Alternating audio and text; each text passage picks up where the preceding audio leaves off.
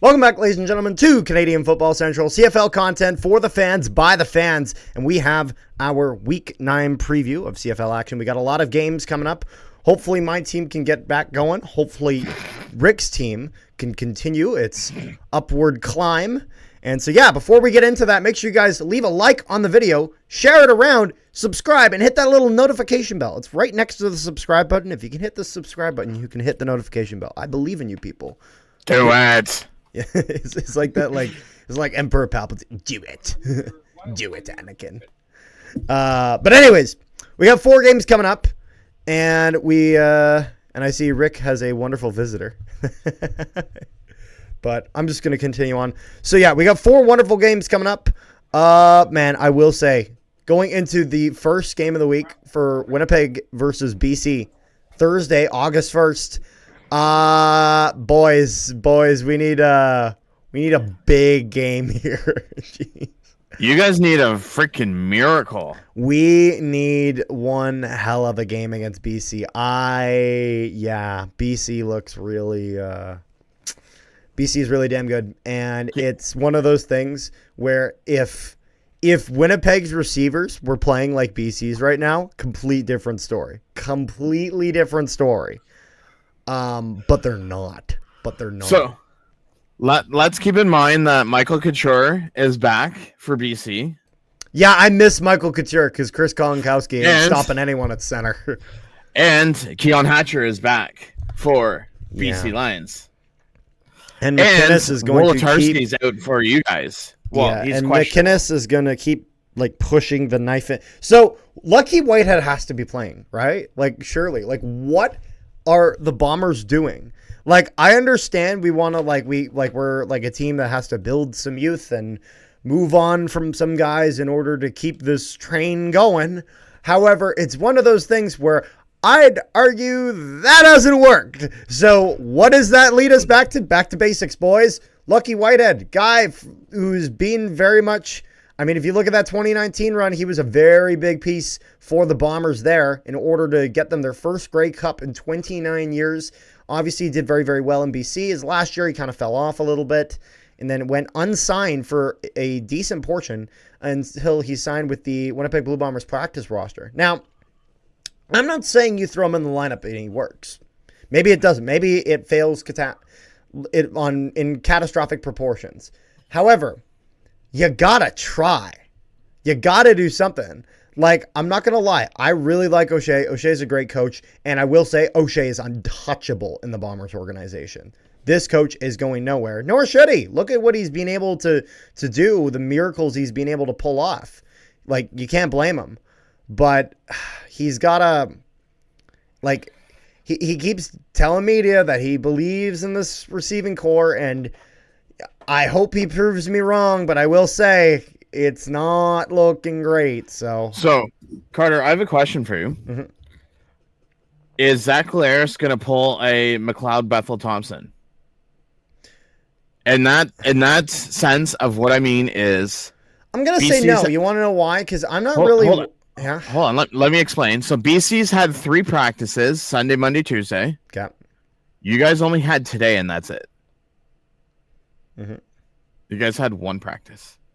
Yep. I meant it as a joke. Is he going to be the next McLeod Bethel Thompson and come out and whine and bitch and moan and complain about the amount of time that you guys have off? Collaros? No. Collaros, the only time he's ever really gotten upset about something was when literally after the play, a defensive lineman literally dove right at his knee after the play. So, and I'd argue he was pretty justified there. And keep in mind, they played the very same team that next week, the Banjo Bowl. And we saw one of the biggest Banjo Bowl blowouts I've ever seen. Seriously, that game wasn't close. Zach Collaros wanted to kill everyone. It was Zach Collaros' revenge tour. But no, I'm not worried about that. And because it's funny, when you started comparing him to Bethel Thompson, I'm like, no, he's better than Bethel Thompson. He is. People will say he's not. He is. Because it's one of those things where it's the receiving core on Edmonton has played significantly better than the receiving core in Winnipeg this season. Now, obviously, a big portion of that is Winnipeg's receivers going down with all sorts of injuries. But it's one of those things where what is the difference between Edmonton's receiving core and Winnipeg's? One difference. Edmonton catches. Winnipeg either drops it and it goes incomplete, or they're trying to catch it and they keep hitting it in the air so that way the linebacker could be like, oh, and just grab it. And so... So the other thing is that Patrick Neufeld is also questionable too because he did not practice today. Okay. I hope he gets better. I do not wish ill will upon anyone. However, I am curious to see who goes in the Neufeld spot. That's what I mean. Like questionable when it says I'm trying to say this nicely because I actually like Neufeld. It's just he's past his prime and it just. I don't know if he's had a really good game. Like, I mean, the O-line as a whole has had a good game, which I guess, in part, got to give some credit to him for that. But I have not been impressed with Neufeld this year. So I hope he gets better just for his own well-being sake. Like football aside, I don't wish anyone any sort of injuries. I hope for everyone to be able to live happy and healthy and safely and all that. But I am not opposed to the idea of seeing a new face in the right guard position. Let's just put Carter out there. Lace him up, coach. So first of all, I played center. Okay, well, second of all, as much as it can be easy to be armchair GM, armchair player, coach, whatever the hell. I know that I would do much worse than Neufeld. I know that. I'm smart enough to know that. So you'd be out there and be like, oh my god, this is such a good. I'd be like, fuck, it's Derek Parrish! Ah!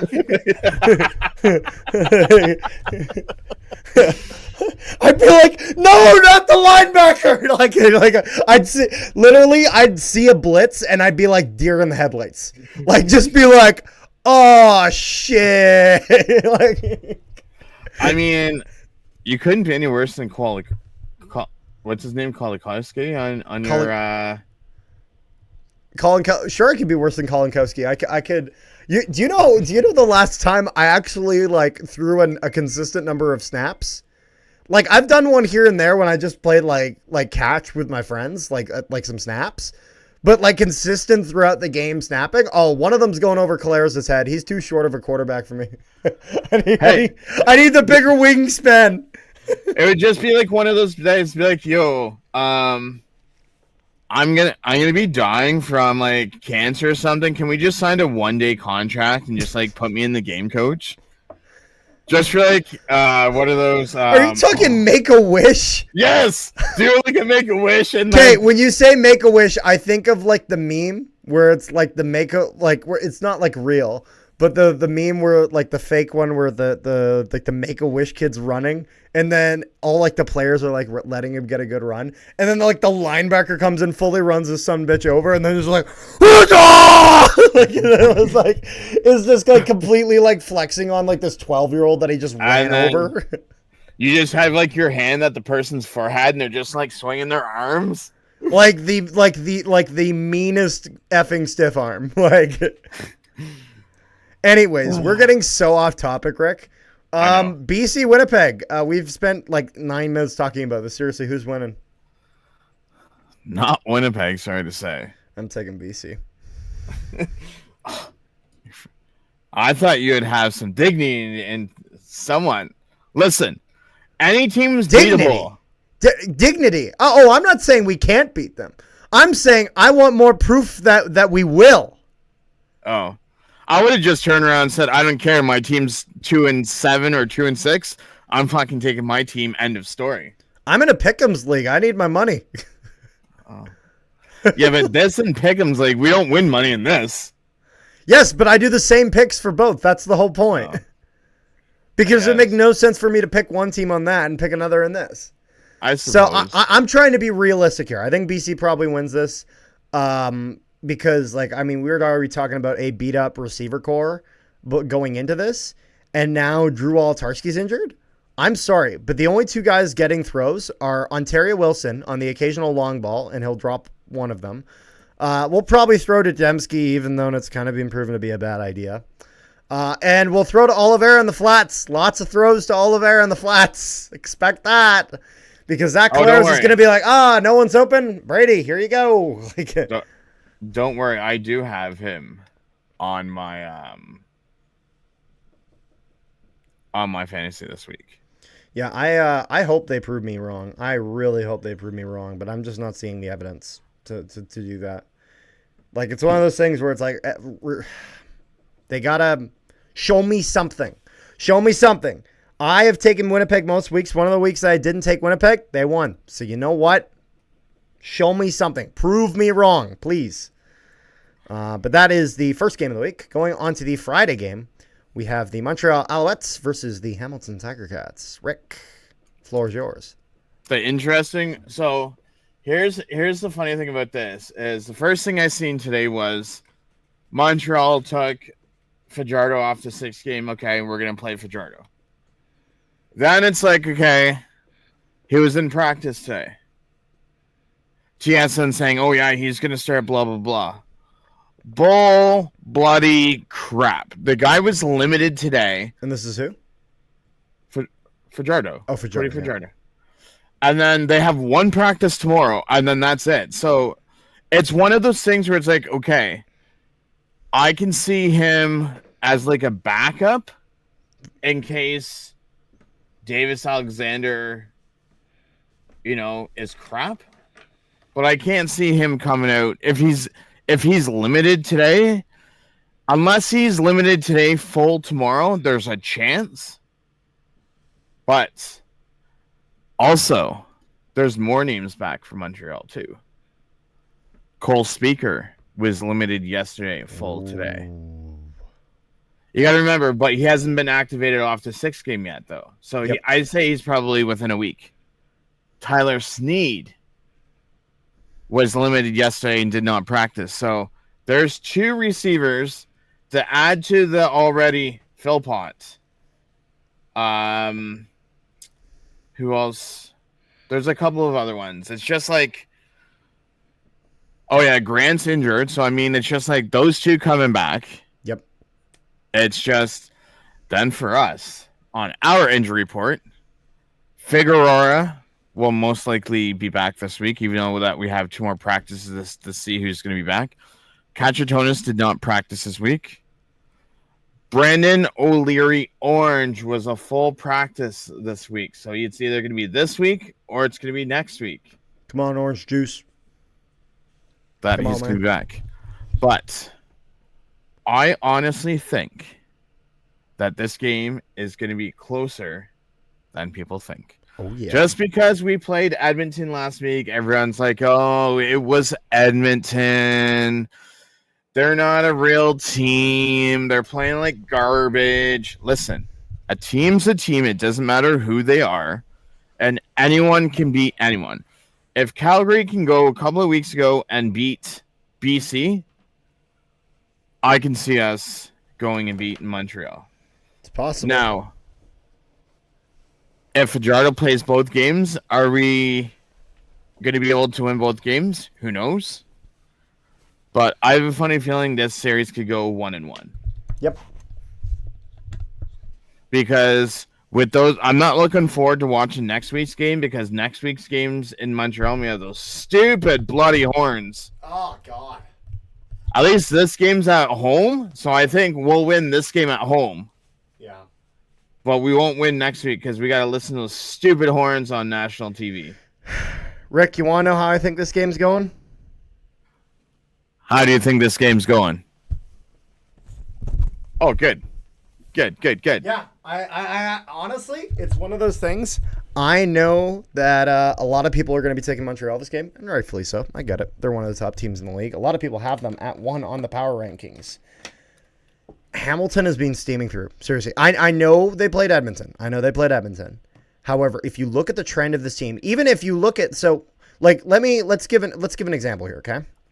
Okay. So, if we look at Bo Levi Mitchell in his game against Toronto, almost 300 yards, okay?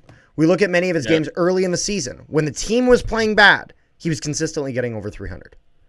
Yes. We're talking about a guy who's nearly leading the league. And Both 300. Vernon Adams Jr. nearly had a bit of a rougher one in his last game, and he, that gap closed a lot. And if we look at this past game, I know he played against Edmonton. 5 touchdowns, 300 yards, 5 touchdowns. I don't care who you're playing against. 5 touchdowns is impressive no matter the team. Seriously. And I understand that that a lot of people will be questioning it. But the main thing I think is really, really important here that can be a problem for Montreal is that with Montreal, they have some really good defensive pieces. They really do. However, with Hamilton, if you look at the way they scored last game, when it came to throwing, it wasn't because they threw an outrageous number of passes at one guy.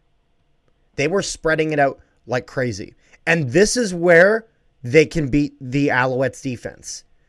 If they spread the ball out and they're not going to the same guys every play, if Bo Levi Mitchell is not being a predictable quarterback, they can get it done. James Butler, almost 100 yards. He got 98 last game. And then receiving, Hakunavanu. Is that how you say it, right? Hakunavanu? Yeah, Luther Hakunavanu. Hakuna... Navanu. It's not Hakunin. I think it's Hakunavanu because there's only one N. Anyways, Hakunavanu leads it with 83 yards. Only 2 receptions, though. Keep that in mind. Smith, he then gets 69 yards with only 2 receptions. Bridges, who has been having a complete breakout year, he's going to be a contender for Rookie of the Year. 4 receptions, 50 yards. Bridges led the team in receptions. He had 4. That's it. That is it. That's all he had. And so then you go down to Dunbar Jr., and then you go down to Tim White. Tim White with 2 touchdowns on 2 catches. Good stuff there. Then Robertson, and then Butler was able to get some stuff in the flats, and then as well with Tuck. So the thing is that if they keep the throwing game guessing, they can do well. Mark Leggio, despite all my gripes I had with him when he was in Winnipeg, he has played fine. He is being completely fine here in Hamilton, at least as of right now. One thing that is going to be key here for the Ticats is that it's the Ticats, one of their biggest problems for a while was defense.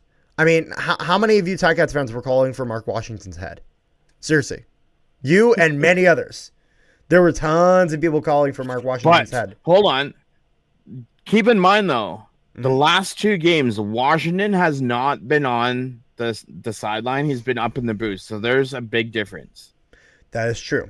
But the main thing here is that we had actually talked about at the start of the season that this Ticats defense on paper actually has a lot of talent there.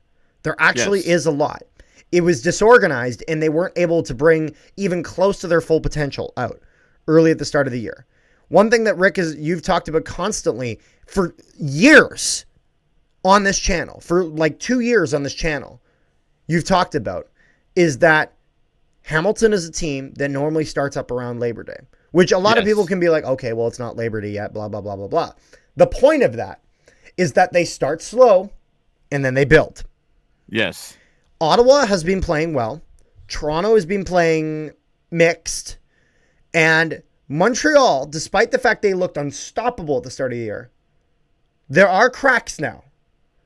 And I'm not saying it's even close to falling apart. Montreal will be fine. They'll do well. However, there are cracks. This team isn't the invincible juggernaut we were thinking of week 3, week 4. We're not at that point anymore. And Hamilton went from joke to, oh shit, these guys are for real. You have to keep in mind, we did bring in like 22 new faces, so obviously it's going to take But if time that's to go. what you have to do, then that's what you have to do. Now, one thing I will say on the Alouette side of things, you guys need to that pass protection, like the coverage, by your corners and stuff like that needs to be huge. I think that. Do you know who I think is going to be the player of the game for this week for the Hamilton versus Montreal game? For the defense or just in general? In general, but it's a defensive player. Jamal Peters. Really? Nope.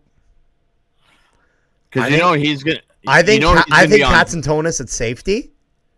Hold on. So Kachatonis hasn't played the last 2 games. It's Is he been not? Robert Panabaker because he's been injured. Shoot, I forgot he's been injured.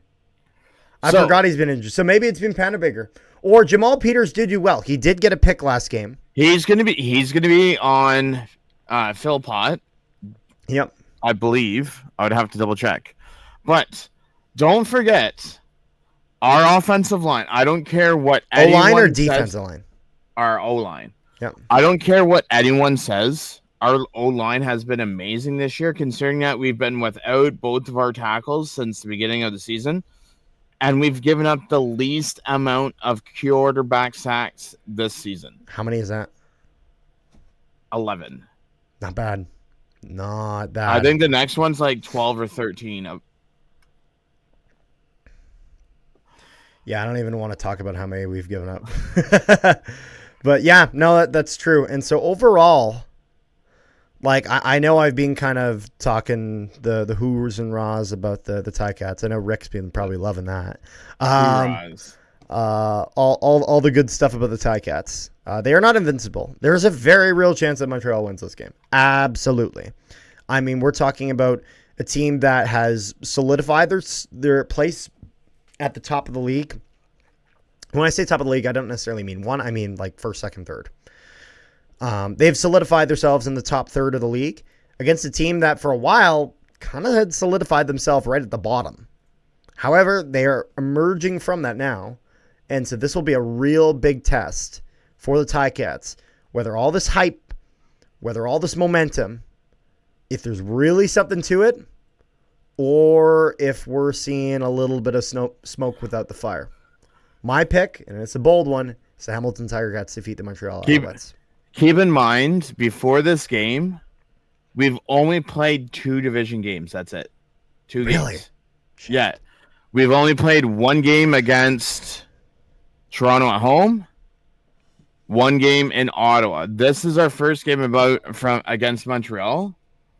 The rest of our games have been against West teams. So now that we've played the Saskatchewans, we haven't played BC yet, but besides the point, this is the game that's going to matter because we need to make up points within the division. That is true. And so, yeah, prediction for both of us, Ticats, right? I'm going Ticats. Also, I want to bring in a big group of fans this week because obviously Red Black Nation are going to be cheering us on this week because they're going to be cheering for a Hamilton loss because Ottawa's on a bye week. Or sorry, a Montreal loss because Ottawa's on a bye week, and they want us to help them keep Montreal within distance. Interesting. There's only 2 points between them. That's true. Man, Ottawa's doing well. But that's that one there. And then we have the Saturday game between the Edmonton Elks and the Saskatchewan Roughriders. The Trey Ford versus Shea Patterson. That is the big talking point of this game, is that this Edmonton Elks team is 0-7. 0-7. They lost to Saskatchewan last week. They lost to Montreal last week. Only put up 16 points with no points in the second half. Nothing. Zilk. Just like ridiculousness. Now, here's the thing.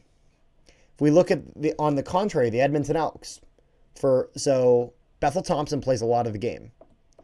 Fourth quarter, Shea Patterson gets his chance to shine against the Ticats. That's Trey Ford, not Shea Patterson. Oh, sorry, Trey Ford. That's what I meant to say. Wrong team. Trey Ford gets his chance to shine. 3 touchdowns in that fourth quarter. In 10 minutes. Imagine a full game. Of that. Now, fortunate for Saskatchewan, they have very good defense. They do. That was one of the things that really kept the Bombers at bay when they were at them, because the Bombers were actually really putting on a lot of pressure. It was Saskatchewan was just shutting it down, though. Like, the Bombers are getting really close on a lot of things, but they couldn't get it because of just the disruption that Saskatchewan was causing. And then eventually Saskatchewan was able to get a few points here and there, and the Bombers were cooked. That was it. I am really curious. I think the switch to Trey Ford is so much more important in the short term than Chris Jones, in the sense of Chris Jones had to leave.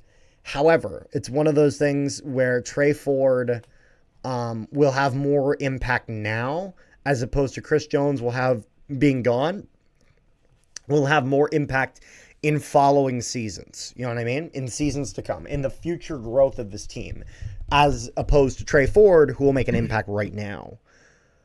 This is where I think this game will be closer than people think. I think Edmonton actually, they could do something here. What do you think? So, looking based off of Saskatchewan's practice today, because Edmonton did not practice. Adam LeClaire did not practice. Brian Cox Jr. did not practice. Micah Johnson did not practice. Frankie Hicksman, limited. Anthony Liner II did not practice. AJ Ouellette did not practice. Mitchell Picton did not practice. So, I mean, we will find out for some strange reason.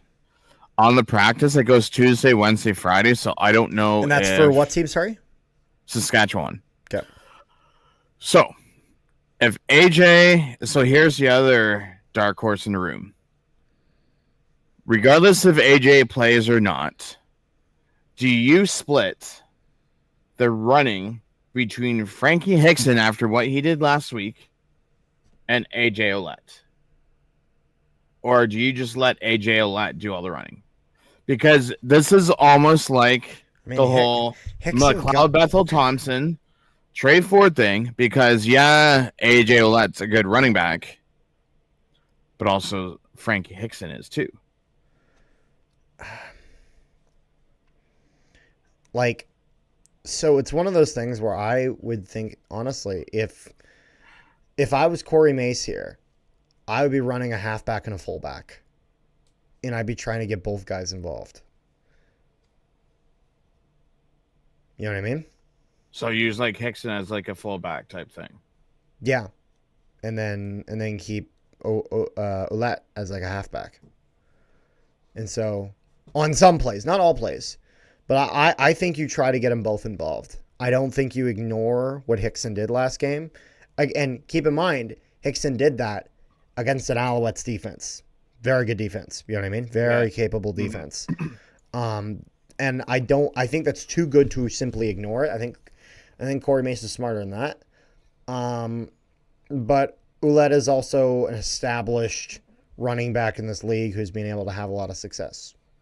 And also shortly built himself his Thor identity thing in Saskatchewan.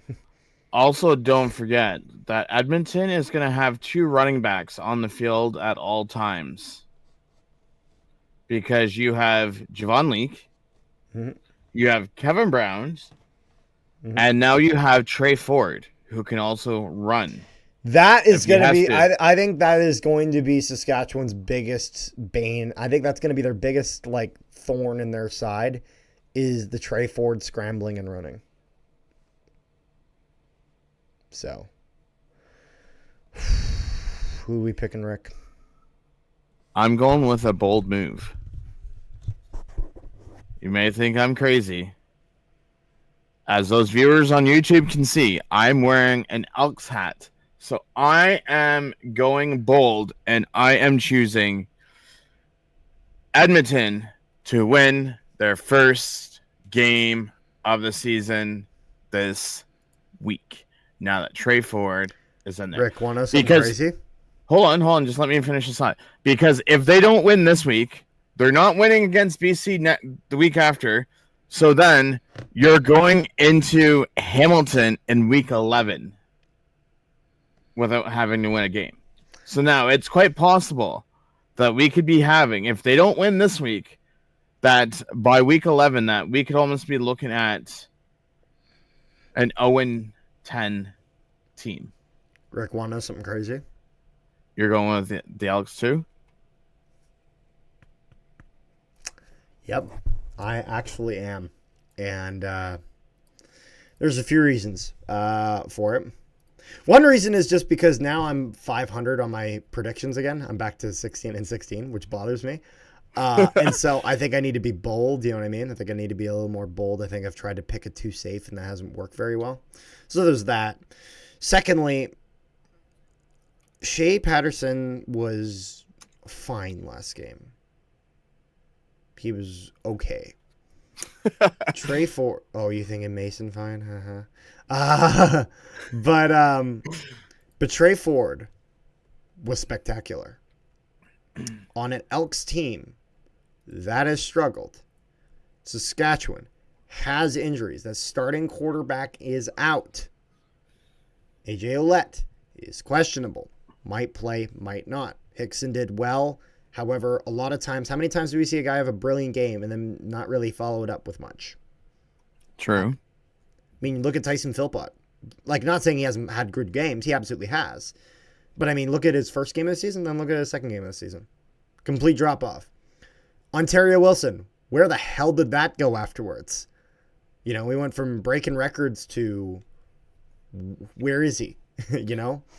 I will say something that you mentioned earlier in the stream about Bridges being the rookie of the year. If it was based off of receivers, I think it would be Shamar Bridges and Ontario Wilson. If it was just off of receivers, Bridges East, Wilson West for rookie of the year. No, that's fair. But overall, they have to get a win at some point. They have to get a win at some point. And I think this is an upset game.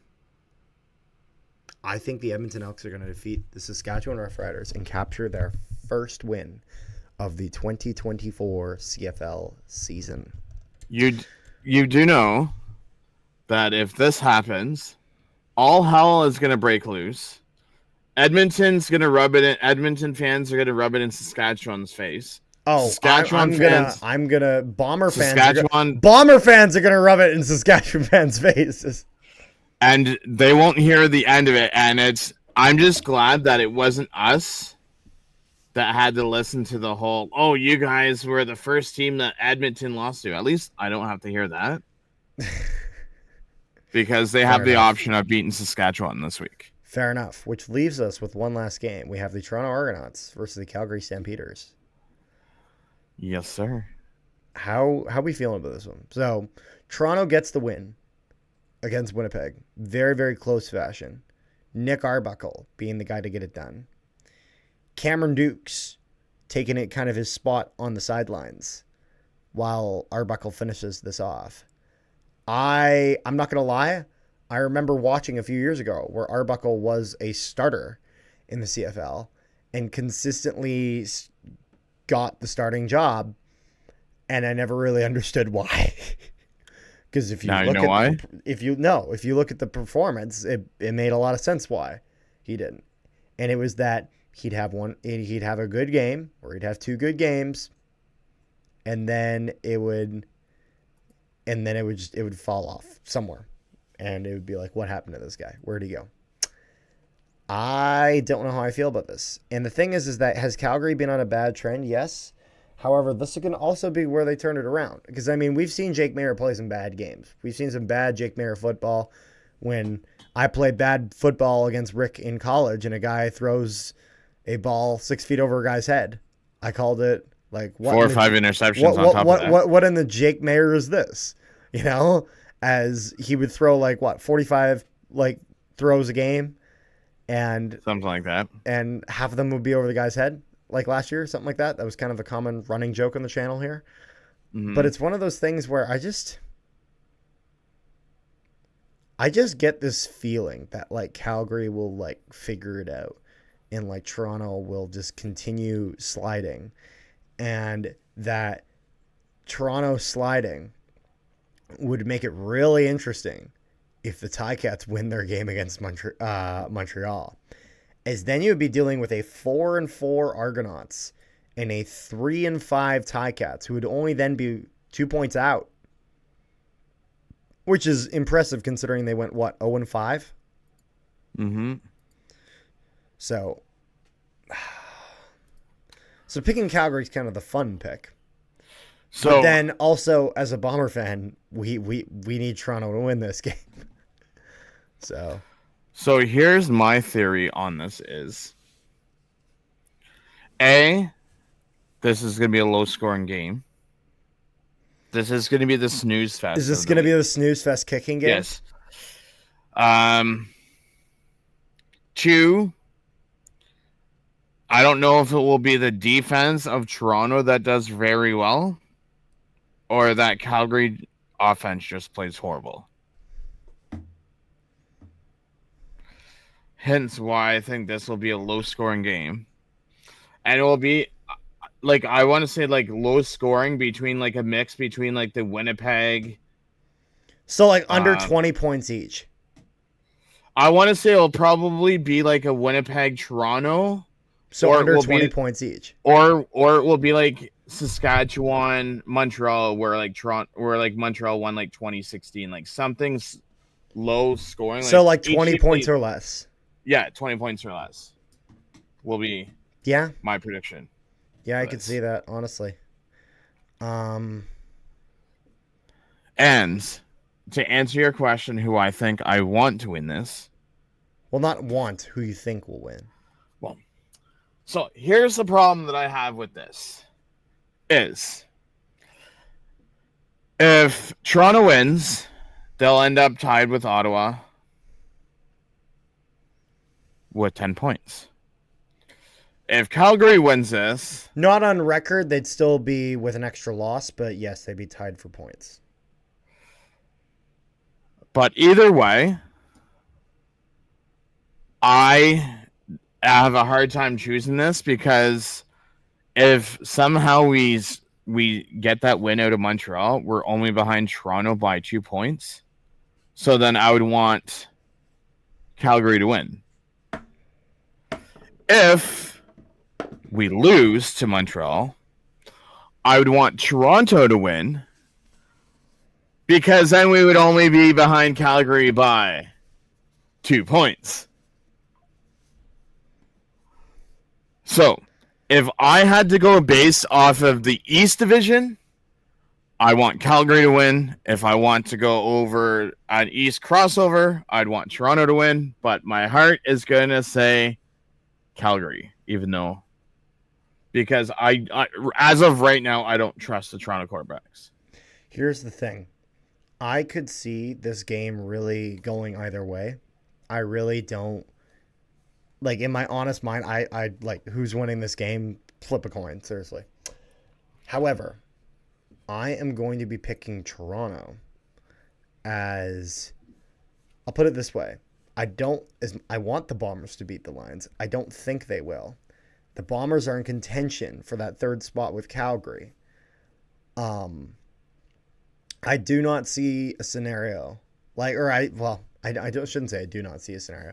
I really hope it's not a scenario where Calgary wins and Winnipeg loses, as that is worst case scenario for us. So keep in mind this game is in Calgary, though. It's not in Toronto. I'm gonna go with Toronto. So the only game that we have a disagreement on is going to be the Sunday nighter.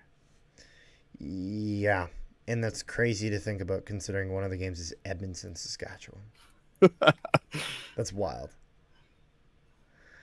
All right, well, is there anything else you got, Rick? That is it for me. All right, thank you guys so much for watching. Make sure you guys like, share, and subscribe if you haven't already. If you guys are listening on Spotify, give us 5 stars. Helps out a ton. I think we've gotten a few so far, but if you can give us another one, that would be very, very much appreciated. And yeah, so peace, love, and positivity. I'll see you guys next time.